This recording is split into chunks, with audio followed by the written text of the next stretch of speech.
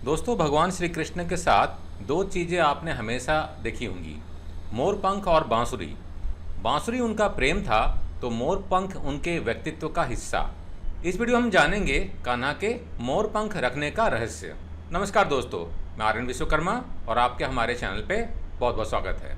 प्रेम और दया के प्रतीक श्री कृष्ण सारे देवताओं में सबसे ज़्यादा श्रृंगार प्रिय भगवान हैं। श्री कृष्ण को हमेशा उनके भक्त नए कपड़ों और आभूषणों से लादे रखते हैं। श्री कृष्ण का नाम जुआ पर आते ही हमारे मन में सबसे पहले जो छवि उभर कर सामने आती है वह आभूषण पहन रखे और मस्तक पर मोर पंख धारण किए हुए युवा कृष्ण की आती है।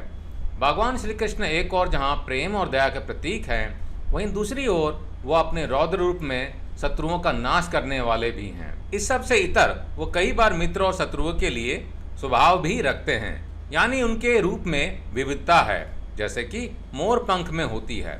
कान्हा का मोर पंख पहनना केवल प्रेम या उनके प्रति लगाव को ही नहीं दर्शाता, बल्कि उनके जरिए भगवान के कई संदेश भी दिए हैं। बांसुरी और मोरपंख के बिना कान्हा का स्वरूप अधूरा है। इसके पीछे कारण भी यही है कि उनके रूप को पूरा करने में बांसुरी और मोरपंख का बहुत बड़ा योगदान है।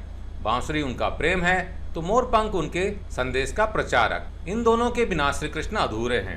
मोरपंख उनके सिर पर क्यों सजा है, इसके पीछे कई कारण हैं। आइए उन कारणों को जानते हैं। शत्रुओं का समूल नाश करने वाले। ऐसा मान्यता है कि मोर ही एक ऐसा प्राणी है जो पूरे जीवन काल ब्रह्मचर्य व्रत का पालन करता है।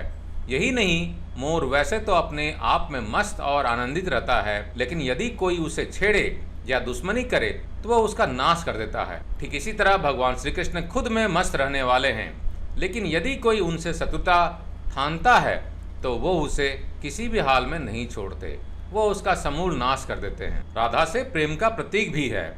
मोरपंख कान्हा के साथ रहने की एक बड़ी वजह उनका राधा से अटूट प्रेम है। राधा के महल में ढेर सारे मोर थे और जब एक बार कृष्ण की बांसुरी पर राधा नाचने लगी तो मोर भी मदमस्त होकर नाचने लगे और एक मोर का पंख नाचते हुए नीचे गिर गया।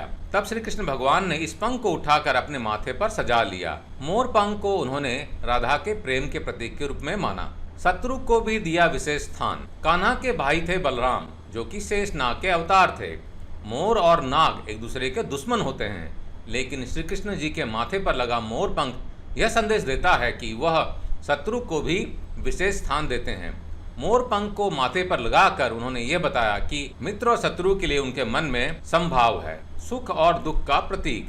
जिस तरह से जीवन में सुख और दुख के कई रंग होते हैं, वैसे ही मोर पंख में भी कई रंग होता है। ये मोर पंख बताता है कि जीवन के रंग को जैसा हम देखते हैं वैसा ही दिखता है, यानी दुख मन से हर रंग से बेरंग लगता है, लेकिन मन प्रसन्न हो तो हर रंग चटक नजर आता है।